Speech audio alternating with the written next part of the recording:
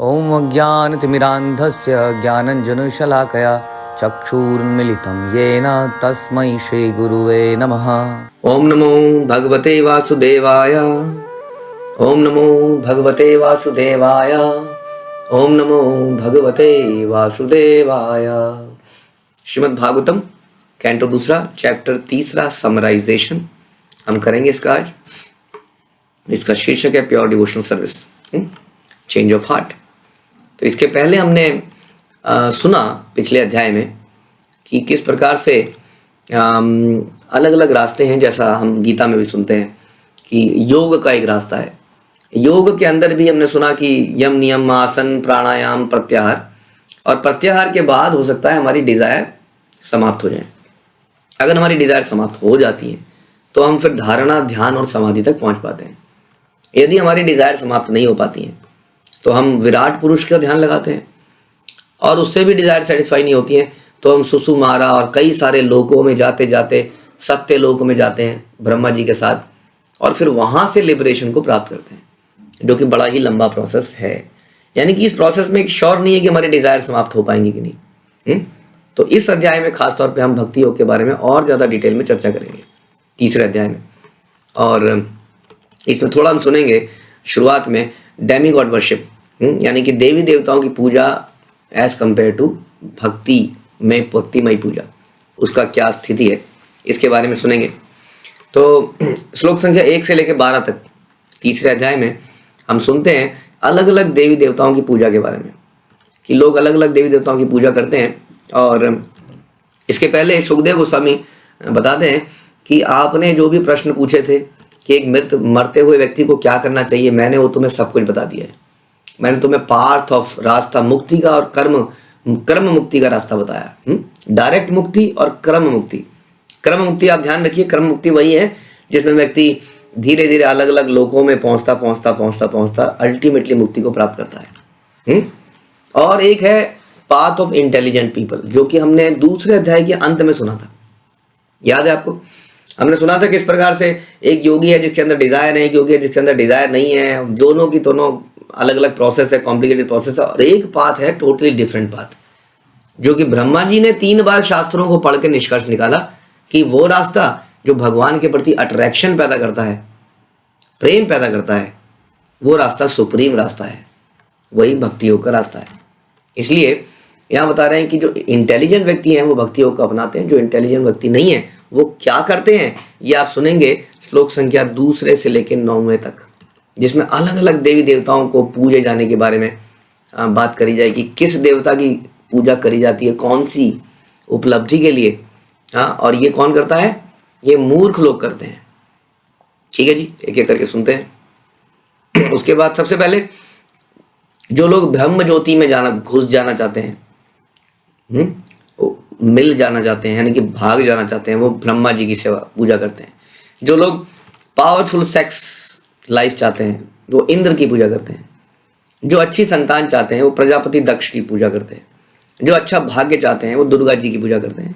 जो शक्ति चाहते हैं, पावर चाहते हैं, वो अग्नि देव की पूजा करते हैं। जो पैसा चाहते हैं वो वसु की पूजा करते हैं, वसु।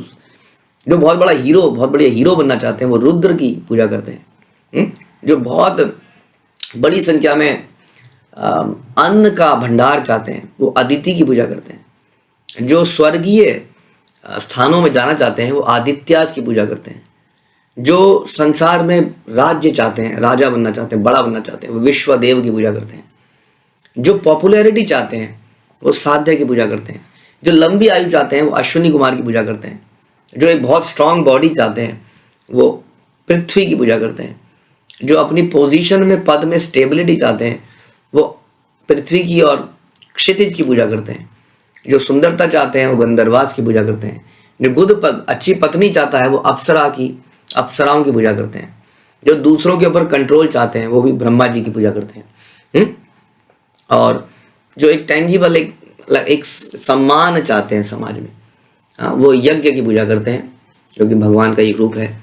जो अच्छा बैंक बैलेंस चाहते हैं वो वरुण की पूजा करते हैं। जो बहुत नॉलेज चाहते हैं वो भी लॉर्ड शिवा की पूजा करते हैं। जो अच्छी दाम्पत्य जीवन चाहते हैं वो उमा की पूजा करते हैं।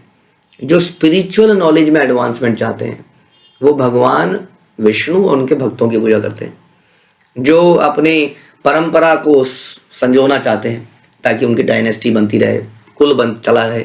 वो अलग अलग देवी देवताओं की पूजा करते हैं। जो दूसरे राज्य के ऊपर कंट्रोल कर लेना चाहते हैं वो मनुष्य की पूजा करते हैं। जो अपने दुश्मन पर अधिकार जमाना चाहते हैं वो डीमंस की पूजा करते हैं। और जो इंद्र तृप्ति चाहते हैं वो चंद्रदेव की पूजा करते हैं। लेकिन ये सब याद करने की कोई आवश्यकता नहीं है, क्योंकि इसके पहले ही बता दिया गया कि ये मूर्ख लोग हैं। मूर्ख लोग इन सब की पूजा करते हैं क्योंकि इन देवताओं द्वारा दिए गए बेनिफिट्स टेम्परेरी होते हैं। इसके पीछे हमने सुना था, ब्रह्मा जी ने ये भी बताया था कि वही धर्म महान है जो भगवान के प्रति अट्रैक्शन पैदा करे, ना कि अपने प्रति अट्रैक्शन करे, अपनी इच्छाओं के प्रति करे। ठीक है, तो हमने सुना 9वें श्लोक तक। अब 10वें श्लोक में बताया जाता है कि ठीक है, ये सब लोग इन चीजों के लिए पूजा करते हैं, लेकिन प्रभु जी मैं समझ गया कि भगवान की पूजा करनी चाहिए, लेकिन अभी भी मेरे अंदर थोड़ी सी इच्छाएं हैं, उसका क्या करूं? और ये प्रैक्टिकल बात है, हम लोग भक्ति में तो आ गए, लेकिन हमारी थोड़ी मोटी कहीं ना कहीं कुछ इच्छाएं जरूर हैं, तो उसका क्या करें? तो यहां पर बताते हैं 10वें श्लोक में, बड़ा ही फेमस श्लोक, अकाम सर्व काम मोक्ष काम उदार दी, यानी कि अकाम, अगर आपके अंदर कोई काम नहीं है, कोई इच्छा ही नहीं है, केवल भगवान को सर्व करना चाहते हैं, तो भगवान की पूजा कीजिए। सर्व काम, आपके अंदर बहुत सारी मटेरियल डिजायर है, अभी हैं प्रभु जी, मैं चाहता हूँ एक अच्छी पत्नी हो, चाहता हूँ एक अच्छा घर हो, वगैरह वगैरह वगैरह। हाँ, सर्व काम, तो भी आप भगवान की पूजा कीजिए। अगर आपके अंदर मोक्ष की इच्छा है, नहीं चाहिए ये सब, मुक्ति चाहिए, बस मुक्ति दिला दो, तो भी आपको क्या करना चाहिए? तीव्रेन भक्ति योगेन यजेत पुरुषम परम, आपको पूरे परम पुरुष की भक्ति करनी चाहिए, बड़ी तीव्रता से करनी चाहिए, ऐसा बताया जा रहा है। तो यानी कि इन सारी इच्छाओं के लिए भी हमें देवताओं के पास जाने की जरूरत है। इसका मतलब यदि आप नोट्स बना रहे थे बहुत जल्दी जल्दी, प्रभु जी वो अच्छी पत्नी के लिए आपने क्या बोला था, दोबारा बताएंगे? तो उसको हम रिपीट नहीं करेंगे, क्योंकि यहाँ पर बताया जा रहा है उसकी कोई आवश्यकता नहीं है, उसको नोट्स बनाने की आवश्यकता नहीं थी। क्योंकि यहाँ बताया जा रहा है किसी भी हालत में आप भगवान की ही भक्ति कीजिए, ये 10वां श्लोक बता रहा है। 11वें श्लोक में हम सुनते हैं कि भक्ति आती कैसे है, फिर किसको मिलती है, कैसे मिलती है? भक्ति मिलती है कैसे? भक्ति मिलती है भक्तों की एसोसिएशन से, और कोई तरीका नहीं है। यानी कि जो डेमीगॉड के वर्शिपर हैं, जैसे कि आप लोग कहेंगे प्रभु जी हम लोग भी पहले शिव जी की पूजा करते थे, हम दुर्गा जी की पूजा करते थे, चंद्र की पूजा करते थे, सूर्य की पूजा करते थे, इत्यादि इत्यादि इत्यादि। लेकिन क्या ऐसे लोग कभी भक्ति में आ पाएंगे या वहीं फंसे रह जाएंगे? तो यह बताया जा रहा है यदि ऐसे लोग भी भक्तों के संग में आते हैं तो उनको भक्ति मिल जाती है। यह 11वें श्लोक में बताया गया। 12वें श्लोक में बताया गया कि इवन जो ज्ञानीज हैं, ज्ञानी भी भक्ति के पास पे चले जाते हैं, तो डेमीगॉड वर्शिप की तो बात ही क्या करें। जो ज्ञानी है, ज्ञान क्योंकि सेल्फ सेटिस्फाइंग है, जिस व्यक्ति को ज्ञान हो जाता है वो तुरंत पूर्ण संतुष्ट हो जाता है कि नहीं? कि मैं कौन हूं, मैं भगवान का अंश हूं, मैं ना तो मरता हूं ना तो पैदा होता हूं, मैं संसार को बिलोंग ही नहीं करता हूं। तो एक तरह से ऐसे लोग बिल्कुल संसार से वैराग्य प्राप्त कर लेते हैं, ज्ञान में सेल्फ सेटिस्फाई हो जाते हैं, उनको संसारिक दुखों से कोई फर्क नहीं पड़ता, उनको तमोगुण रजोगुण सतोगुण का कोई फर्क नहीं पड़ता, वो हर चीज से डिटैच हो जाते हैं, ट्रांसीडेंट हो जाते हैं। ऐसे लोग भी जब भक्ति योग का सुनते हैं, स्वाद चखते हैं, तो भक्त बन जाते हैं। ऐसे सेल्फ रियलाइज लोग भी, जैसा हम सुन ही रहते हैं सुखदेव गोस्वामी, चार कुमार के बारे में। तो फिर देवताओं की पूजक के बारे में क्या करें? देवताओं के पुजारी तो कभी भी सेटिस्फाई हो ही नहीं पाते, क्योंकि उन्हें तो टेम्परेरी ज्ञान, टेम्परेरी बेनिफिट मिलता है। ज्ञानी भी भक्त बन जाते हैं भक्तों के संग में आके। उसके बाद 13वें से 25वें श्लोक में, अब यहाँ पे ये बात समाप्त होती है। 13वें से 25 में एक ऐसी स्थिति आती है जब सुत गोस्वामी बोलते हैं कि मैंने बता दिया आपको जो बताना था, उन दोनों के बीच में जो चर्चा हुई मैंने बता दी। अब क्या है? अब जो है शौनक इत्यादि ऋषि सुत गोस्वामी को बोलने के लिए इंस्पायर करते हैं कि प्लीज और बोलिए, और बोलिए, हमारे कान जो है ना वो ये अमृत को और पीना चाहते हैं। जितना हम इसको और पीते हैं उतना आनंद बढ़ता चला जाता है, बढ़ता चला जाता है।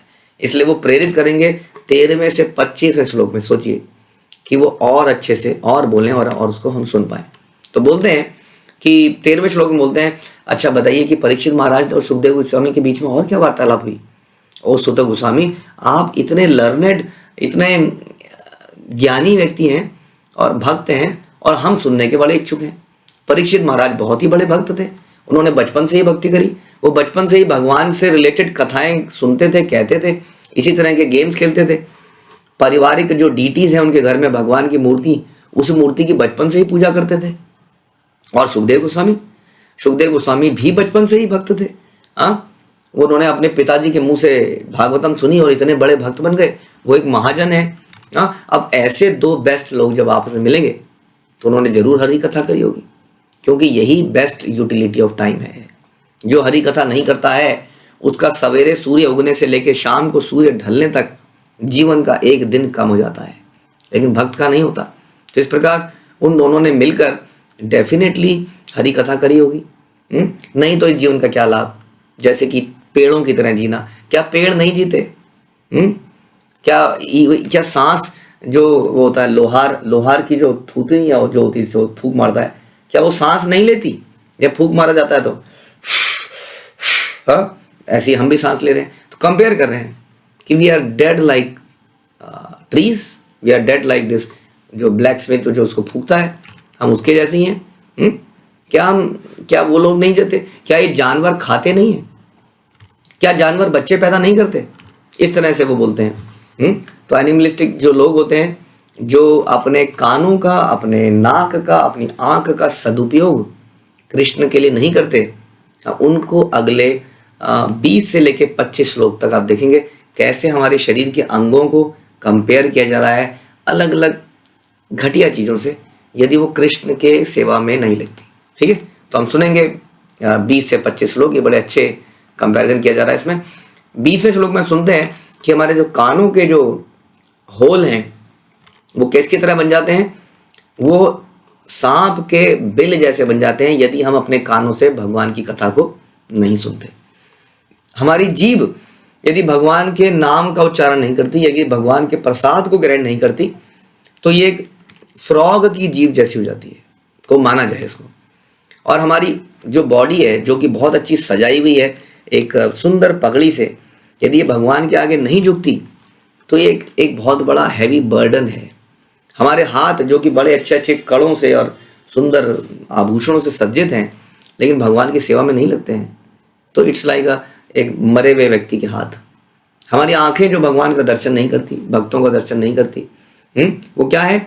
जैसे मोर पंख में आंख बनी होती है, ये वैसी आंख है, कोई फायदा नहीं है इसका। हमारे पैर जो कि भगवान के धाम में जाने के लिए यूज नहीं होते, मंदिर में जाने के लिए यूज नहीं होते, सेवा में जाने के लिए यूज नहीं होते, ऐसे पैर बहुत बड़े पेड़ों के ट्रंक हैं और कुछ नहीं है।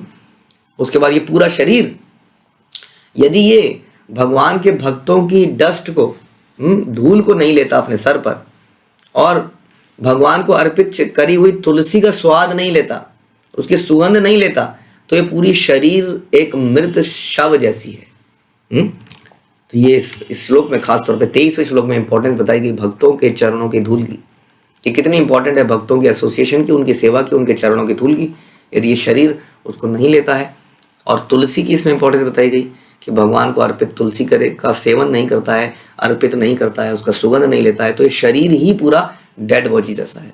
और ये हृदय है जो भगवान के नाम का उच्चारण करने के बाद भी आयरन और स्टील जैसा पत्थर, मतलब एकदम हार्ड है।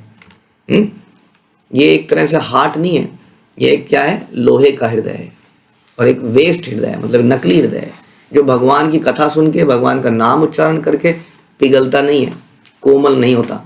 इसलिए हे सुत गोस्वामी, प्लीज आप बताइए सुखदेव गोस्वामी ने परीक्षित महाराज को क्या कहा, ये कथा और आगे क्या तक चली? क्योंकि यदि हम ये कथा नहीं सुनेंगे तो हमारे कान भी ऐसे हो जाएंगे जैसा भी हमने सुना, हमारा शरीर भी ऐसा हो जाएगा डेड बॉडी की तरह। इसलिए हमें इस कथा को सुनाइए।